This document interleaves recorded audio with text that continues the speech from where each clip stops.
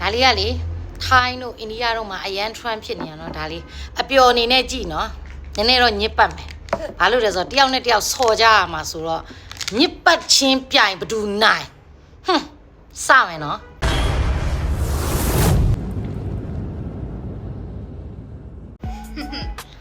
အဲ့ဒါစားလိုက်ပါလေလောငါဟိုဘက်လှည့်ပေးမယ်လို့နေတလုံးရွေးကိုမပြောနဲ့နော်ကိုပြောလို့မရအောင်နော်အဲ့ဒါရပါနင်ငါ့ကိုညာရင်တော့ငါနင်ကိုမညာဘူးနော်မညာဘူးစိတ်ချညာနဲ့ပြီးရင်ပြောလိုက်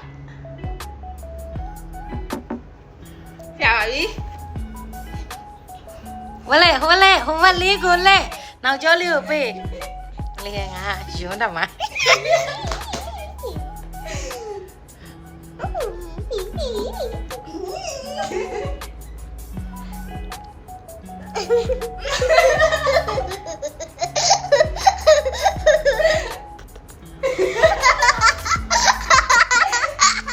ရပြီ Okay လာနေနိုင်တယ်လောက်လိုက်တာမဟုတ်ဘူးစားနာဟာမစားလဲဒါလားမဟုတ်ဘူးစားချူလိုက်တာလောက်လိုက်လာ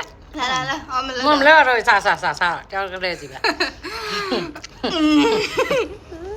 ဒါမဟုတ်စား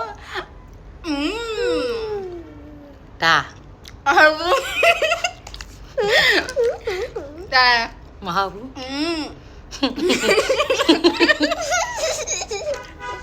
ဒါ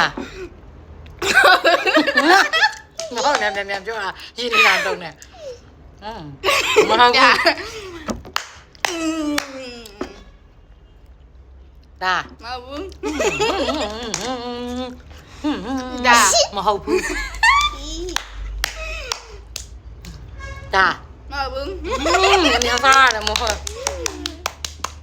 ဒါမဟုတ်ဘူးဟဲ့ဂျွန်လိုက်တာဟာဒါမဟုတ်ဘူးဒါမဟုတ်ဘူးဒါ no